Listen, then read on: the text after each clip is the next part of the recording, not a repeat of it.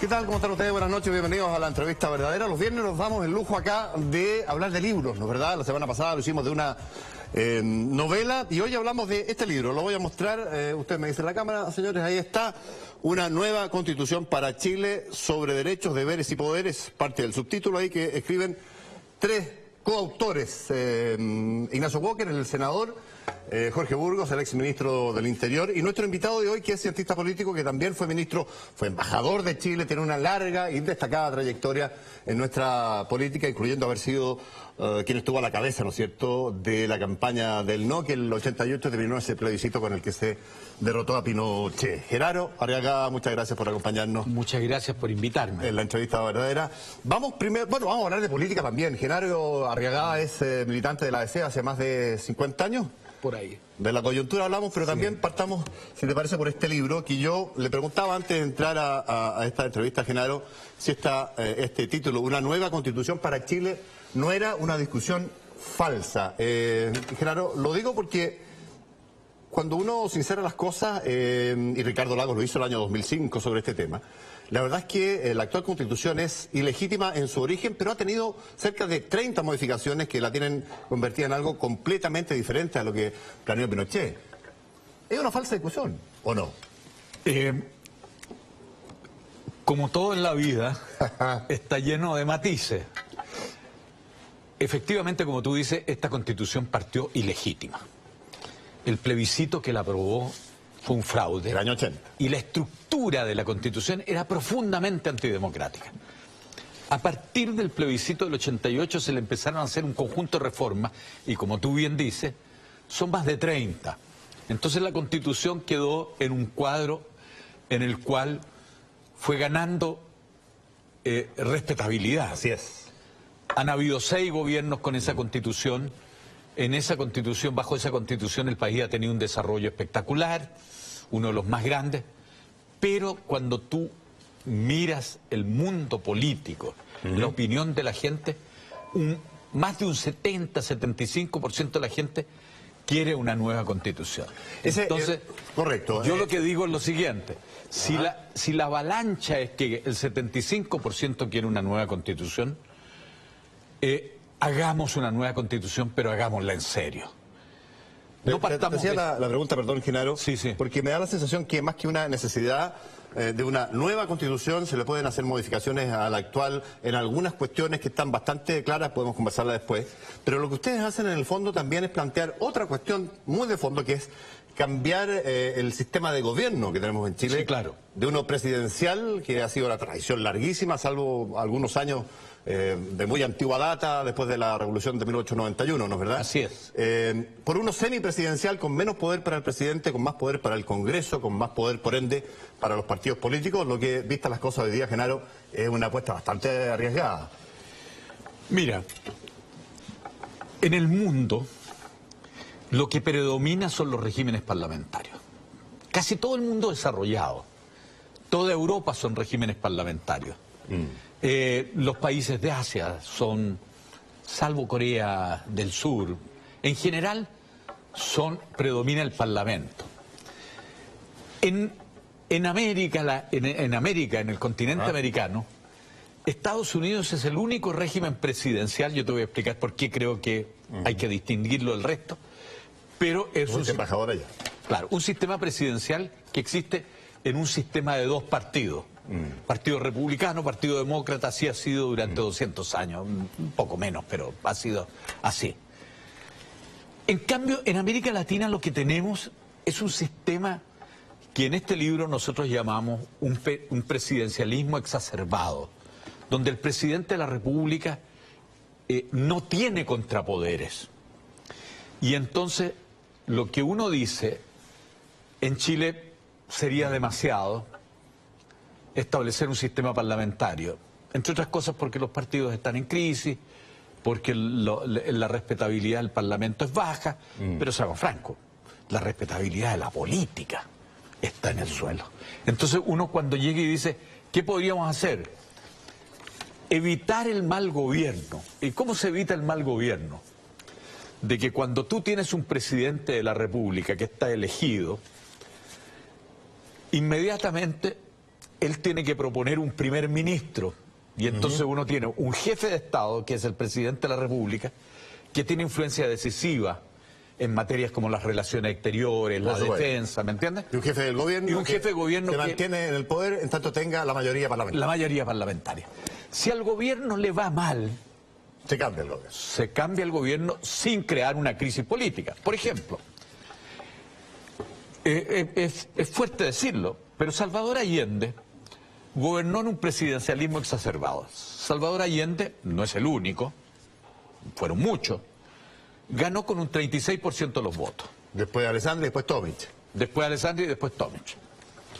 Y en esa época no había segunda vuelta, de manera tal de que tanto Alessandri como Allende dijeron aquí, el que es presidente saca un voto más es presidente. Y así fue. Efectivamente. Pero además Allende era minoría en el Senado y minoría en la Cámara de Diputados.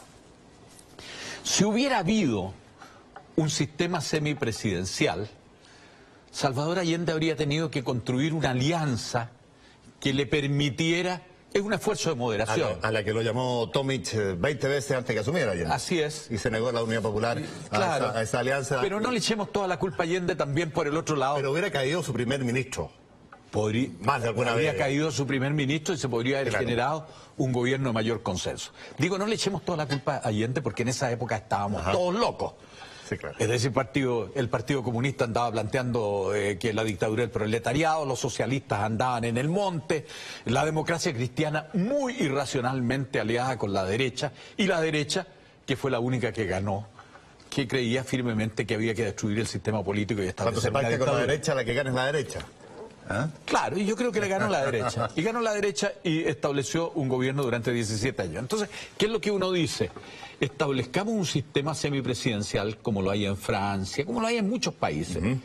Y por esa vía el Parlamento deja de ser un buzón, sino que también puede ser un factor de rectificación. Entiendo. Y digo esto por lo siguiente, porque en el mundo el buen gobierno, porque cuando se habla de constituciones y de política, en esto hay que ser un poquito escéptico. El buen gobierno es un producto escaso. El mal gobierno es más frecuente. ¿Sabes lo que pasa, Genaro? Que la seriedad política también es un bien escaso. Entonces puede perfectamente provocarse crisis política una tras otra en un sistema como el que ustedes proponen, que tiene que ver con que las mayorías circunstanciales varíen cada 6 meses y haya marcha y contramarcha en las direcciones de las políticas públicas, por ejemplo.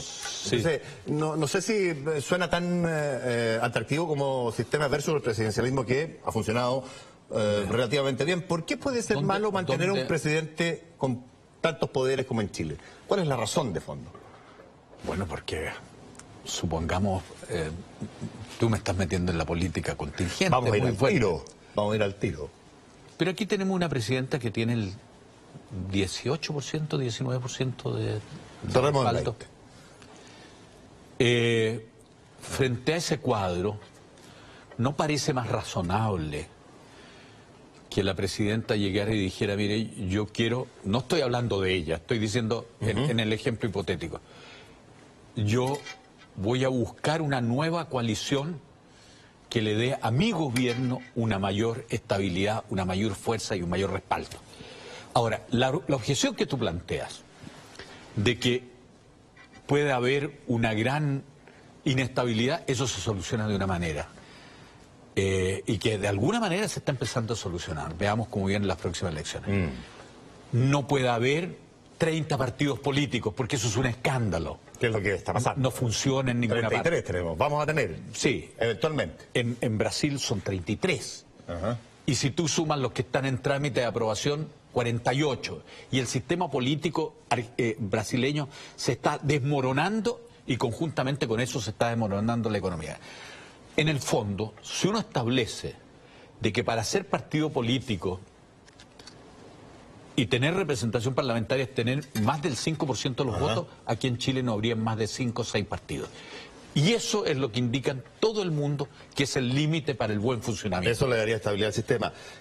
Yo me imagino que cuando Genaro Arregadas dice cambiemos la Constitución, hagamos una nueva, pero hagámosla bien, está representando a los DC, de los que él debe formar parte, que se les paran los pelos cuando hablan de asamblea constituyente.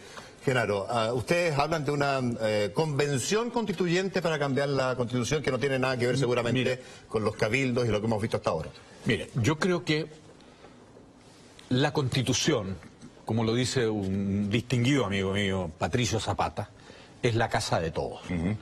Nosotros no podemos aprobar una Constitución por 51 contra 49. Entonces nada, tenemos una asamblea. Tenemos que buscar un acuerdo, ¿me entiendes? Ajá. Y en ese sentido, las asambleas constituyentes las hay de dos tipos. Hay unas que son dictatoriales y que establecen... Vinculantes. Claro. No, todas deben ser vinculantes, pero son dictatoriales en el sentido de que fueron elegidas de una manera tan rara que, por ejemplo, Hugo Chávez tenía el 94% de la Asamblea, hizo lo que quiso con la Constitución, y ahí está Venezuela, ¿me entiendes? Correa en Ecuador. Hay asambleas constituyentes que han funcionado, en Francia, en fin. Mi punto es que si vamos a ir a una asamblea constituyente, tiene que ser un proceso democrático ejemplar y tenemos que exigir quórum altos porque la Constitución no está hecha para una mayoría, por importante que sea. La Constitución está hecha para todos. Entonces lo que nosotros decimos es que hay tres alternativas. Una es la Asamblea Constituyente. Decimos que tiene virtudes y peligros y que evitemos los peligros si la vamos a tomar. En segundo lugar, hay algunos que creen que podría resolverlo el Parlamento, como dice la actual Constitución. Creemos que el Parlamento chileno, de manera más injusta que verdadera, está desprestigiado, no podría hacer una nueva Constitución. Entonces lo que planteamos es que se haga una convención constituyente donde haya una mitad de los constituyentes que lo elijan la Cámara de Diputados y el Senado y una otra mitad, 30 y 30, que lo elija el pueblo en votación popular. Ahora, una nueva Constitución para qué, Genaro. Hay quienes quieren meterle cambios al capítulo de los derechos ciudadanos fundamentales, por ejemplo, y meterle ahí los derechos sociales masivamente, ¿no es cierto? Hay quienes se van por el lado del reconocimiento también de los pueblos originarios, de un estatus constitucional especial, distinto, adicional al que tienen. Otros quieren cambiar aquello del rol subsidiario del Estado, para que el Estado tenga un rol más activo y se pueda meter en todas las áreas y no sea solo un subsidio de lo que no hacen los privados. En fin, hay un montón de cuestiones. Otros quieren una democracia un poco más directa, más plebiscitaria en algunos casos, en algunos temas. ¿Qué hay que hacer, a juicio de ustedes y tuyo en particular, con la Constitución? Mira, tú has señalado varios capítulos. Uno, en materia de derecho. Aquí puede haber una gran mentira, que es creer que porque uno pone un derecho en una Constitución, inmediatamente asegura el bien público que corresponde. Pero obliga al Estado, sí. Sí, pero no lo obliga judicialmente. Yo no podría llegar y decir, todo chileno tiene derecho a una casa. Y a continuación, yo no tengo casa, voy al Poder Judicial y el Poder Judicial ordena al ministro de Hacienda que me dé una casa. Así no ha funcionado ningún país de la Tierra, ni uno, ni uno. Sin embargo, hay algunos que creen que, por ejemplo, la Constitución de Chávez es muy decidora. La Constitución de Chávez tiene 500 artículos, de los cuales 400 son de derecho. Y mira cómo está el pueblo venezolano. Entonces, ¿qué es lo que hay que hacer aquí? Hay que establecer derechos que obliguen como aspiración del Estado, ¿me entiendes? Pero que tú no los puedas demandar judicialmente. Porque si tú los demandas judicialmente, es decir... Habría que ponerles otro nombre, porque los derechos sí, en términos conceptuales, son algo que se puede reclamar. Hay algunos que son absolutos porque son fáciles de reclamar. El derecho a la libertad de expresión, por ejemplo. Pero los derechos sociales de los cuales tú hablas suponen un gasto. ¿Tú no los meterías a la Constitución? No, yo los metería como indicación a la cual tiene que propender las políticas públicas. Ahora, esos derechos sociales, es muy largo de explicar, pero esos derechos sociales de alguna manera los garantiza una democracia que funciona. Ahora, el alma del sistema neoliberal que está imperando en Chile hace más de 40 años, Genaro, está instaurado en la Constitución cuando se define el rol que tienen el Estado y los privados, ¿no es verdad? Y se define un rol subsidiario, todo aquello que los privados no hagan porque simplemente no les conviene, no es negocio, en fin. El Estado puede hacerlo, lo que los privados acometan, el Estado tiene que hacerse a un lado y no puede ser un Estado empresario, entre comillas. ¿Tú eres partidario de modificar ese estatus? Es decir, yo creo que eso fue modificado muy al inicio. Y con la elección de Elwin ya tuvimos una primera reforma tributaria que fue muy exitosa, que la encabezó Foxley. Está bien. Después se ha establecido un conjunto de proyectos y de programas que han tenido un desarrollo bastante espectacular. Esto no es neoliberal. Cuando tú llegas y dices, por ejemplo, la reducción de la pobreza en Chile, de la pobreza, no digo... De la extrema pobreza, no. Bueno, la extrema pobreza muy fuerte. Hoy día extrema pobreza debe haber un 7%. Un poco más, probablemente. Yo creo que por ahí anda. Pero cuando partimos, la pobreza era un 43%. Hoy día es un tercio de eso. En consecuencia, aquí ha habido un esfuerzo y que se siguen haciendo. La presidenta Bachelet se le podrá criticar por muchas cosas, pero ha extendido los derechos a la educación, al garantizar la gratuidad. A mi juicio excesivamente, pero no cabe duda de que el país tiene un mejor derecho a la educación después del gobierno de la Bachelet que antes del gobierno de la Bachelet. ¿Más plebiscitos, sí? ¿No? ¿En qué temas, en qué casos? Hay que tener mucho cuidado con los plebiscitos, porque los plebiscitos tienen una tradición universal de ser el instrumento que más anhelan los dictadores. Y en consecuencia, el plebiscito es una fórmula de decir sí o no. Yo prefiero la democracia representativa. Y lo que más me importa es la Constitución, por supuesto en mencionar los derechos, pero la clave de la Constitución, como lo dice este libro, es que determinar quién gobierna, cómo se designa el gobierno, cuáles son las atribuciones, cuáles son los límites. Porque el poder, si no lo controlamos, se expande. Y el poder que se expande termina atropellando el derecho de todos. ¿Qué contrapesos creamos? Y en consecuencia una constitución no es un poema muy épico, porque una constitución es una manera de establecer quién gobierna, qué límites tiene, qué responsabilidad y cuáles son mis derechos inalienables frente al poder. Vamos a la política más contingente, si te parece, Genaro. Te leí hace algunos días, tú debes ser de los DC-laguistas, presumo, porque te escuchaba o te leí hace algunos días decir que rechazar a Ricardo Lagos, que es exactamente lo que está pasando, ¿no es verdad? Es casi la antesala al desastre y que si el senador Guillet, estoy leyendo acá, es el candidato finalmente de la nueva mayoría, esta nueva mayoría va a estallar. Puesto en coloquial, Genaro, no es ponerle, por así decirlo, mucho color, mucho énfasis a lo que pueda hacer el senador Guillet como candidato a la nueva mayoría.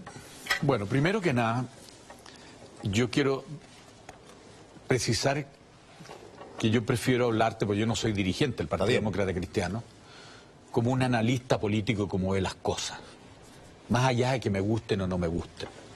Yo creo que la derecha aquí se va ordenando. Está ordenada. Y no me gusta, pero se ordenó, y bastante. Lo que tenemos nosotros en las fuerzas que componían la concertación, la nueva mayoría, es un gigantesco desorden. Y ese desorden han contribuido la presencia de dirigentes políticos, muy respetables, pero que no tienen respaldos políticos claros. Guillet aparentemente tiene el respaldo del partido, sí tiene el respaldo del Partido Radical, pero el Partido Radical no está inscrito, ¿me entiendes? No está claro si una candidatura de Guillet va a concitar el respaldo de otros partidos. Y en consecuencia, ahí tenemos un problema. El Partido Socialista ha hecho una exhibición de malos modos. En el sentido, hoy día lo dice Ricardo Núñez, no lo digo yo. Es decir, han cometido un error tras otro. Y en este momento todos estamos esperando que el Partido Socialista salga de esta pugna entre José Miguel Insulza y Atria. Y todo el mundo piensa, y yo sé que esto molesta a algún amigo mío, todo el mundo piensa de que verdaderamente ni José Miguel Insulza ni Atria son candidatos viables en una lucha fuerte. Entonces, aquí está, hay que ver cómo va esto. Pero yo creo que la candidatura de Guillet puede crear tremendas tensiones en el Partido por la Democracia, puede crear tremendas tensiones en el Partido Socialista y en la democracia cristiana.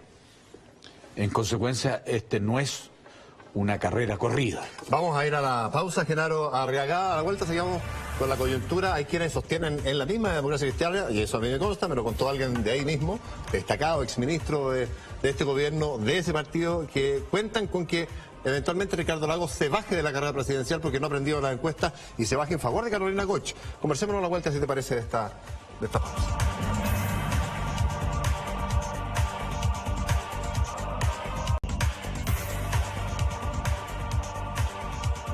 Bueno, estábamos hablando antes de ir al corte con Genaro Arriagada de esta posibilidad que ven algunos en la DC como un escenario favorable eventualmente para la candidata del partido, Carolina Goich, de que como Ricardo Lagos no ha aprendido las encuestas, como no supo subyugar al Partido Socialista, no supo conquistar a la democracia cristiana, corre de hecho riesgos si Goich crece de salir eventualmente hasta tercero en la primaria. El pronóstico que hacen algunos es que eventualmente se baje y lo haga justamente en favor de Goich. ¿Tú ves ese escenario? Bueno, para mí yo tengo una relación de amistad muy estrecha con los dos. Y especialmente con Lagos. Es muy difícil interpretar a Lagos. Yo no creo que Lagos sea de esas personas que se deje interpretar, pero no lo veo bajándose. Yo creo que él va a llegar hasta el final. Esa es mi impresión. ¿Y va a ser candidato a la primaria por el PPD? Bueno, es que la primaria de nuevo, yo te decía, aquí hay demasiados supuestos. Por ejemplo, tenemos un supuesto, ¿qué partidos se van a inscribir? ¿Cuáles se van a inscribir? Es un asunto bien decisivo para estas fuerzas. Yo soy más bien optimista de que se van a inscribir varios más de los que se imaginan. Pero de todas maneras es muy decisivo. Porque, por ejemplo, si el Partido Radical no se inscribiera es un problema más que complicado para Guiller y más que complicado para Lagos, que está planteado. Pueden haber otras soluciones.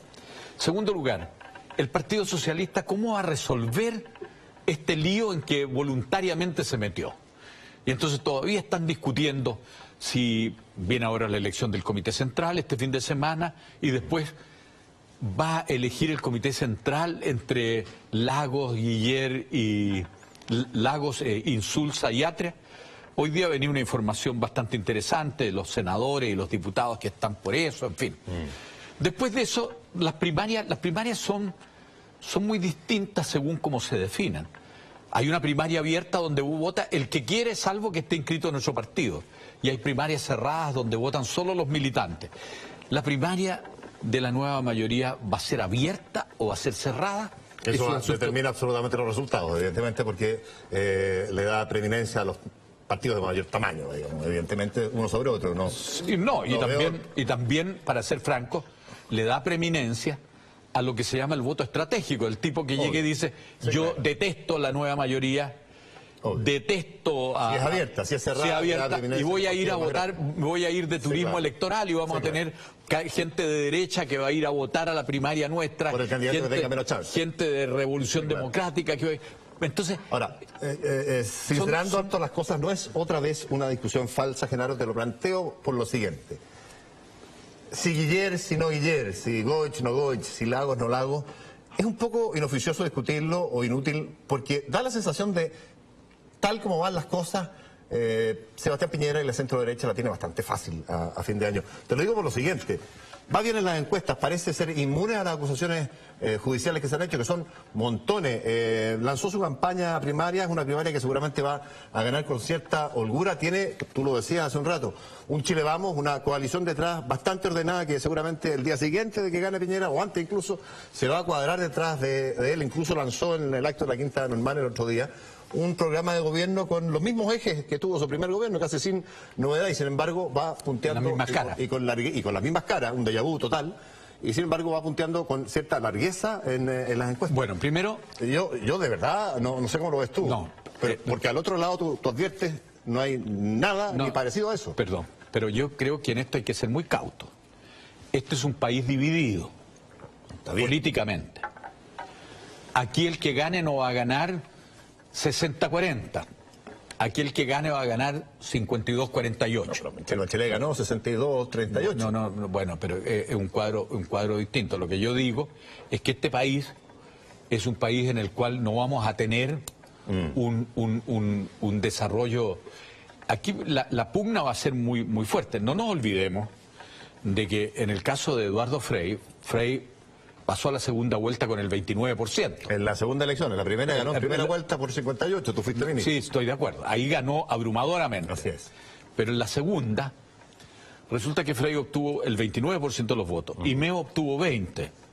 Pero casi la totalidad de los votos de Meo fueron a Frei. Y en ese momento Sacó 48 Frei. Piñera ganó 51,5, 48,5. Vale decir, ganó por 150.000 votos, a pesar de que Frei había tenido 20 puntos menos en la primera vuelta. Entonces, cuidado, no hagamos análisis triunfalistas tan fuertes. Lo que pasa es que la pelota, para decirlo de alguna manera, está en el lado de las fuerzas de la llamada concertación nueva mayoría. Ahora, y aquí lo que hay es un caos complicado. Los partidos no han estado a la altura. Y además ha surgido una izquierda, a la izquierda del Partido Comunista, el Frente Amplio, que, para ser bien franco, a mí me parece que están más preocupados de luchar en contra de la antigua concertación y contra Ricardo Lagos y contra Goich. O sea, son tus enemigos personales, casi. No, yo no tengo enemigos personales en esto. ¿Tienes nostalgia de la concertación? No, es decir, yo creo que hay que ser justo con la concertación. La concertación es, los 20 años de la concertación son el periodo más exitoso de la política chilena en términos económicos, en términos sociales. Ahora que se agotó, se agotó. Pero yo no tengo por qué llegar y decir, para decir que se agotó, tenga que decir que lo que hicimos fue malo. Pero no es el tema de revivir la concertación. Yo creo que es una nostalgia. Yo no estoy en esa nostalgia. Pero mi punto es el siguiente. Aquí hay gente en esa pequeña izquierda, que vamos a ver si logra unirse, que son 4, 5, 6 partidos, que les molesta más el Partido Socialista que la derecha. Que la primera decisión que tomaron fue levantar candidaturas en todos los distritos donde están los comunistas. ¿Me entiendes? No, ahí la guerra es entonces puede ser una guerra frontal. Ahora, Genaro, la elección no queda nada. Las elecciones las ganan personas y si tú anticipas que va a ser estrecho con Piñera, me gustaría saber quién crees tú que puede hacerle realmente pelea a Piñera o puede eventualmente ganarle. ¿Quién? Ay, Nadie. yo aquí tengo... No, yo creo que esto no está perdido. Pero no está perdido. Las elecciones las ganan personas. Yo creo que... ¿Quién? Mi impresión es que nosotros tendríamos una buena chance si la candidatura fuera de Lagos o de Carolina Goich.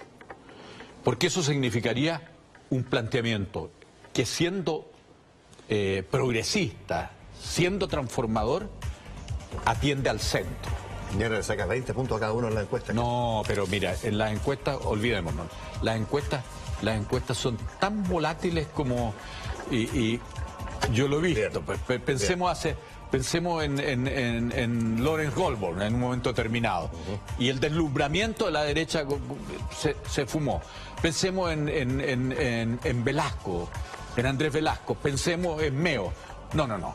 El que quiera hacer política a través de las encuestas, yo creo que está siendo poco serio. Genaro, ahora ya se nos acabó el tiempo, te agradecemos la gentileza de estar acá, de la visita y de habernos traído para mostrar este libro que no pretende ser un tratado así como muy iluminado, sino que es más bien de acceso a gente con cierta formación, pero entendible. Yo creo que está redactado con cariño, en el sentido de que su lenguaje es coloquial, no es un tratado como tú dices, y yo creo que lo puede leer cualquier persona con una formación. Y además se va a entretener, porque es parte de la historia de Chile, son los temas que a la gente le preocupan. Bien. En fin, Genaro, muchas gracias por la invitación. Buenas noches, que te gracias. Con ustedes hasta el lunes, hasta el martes que te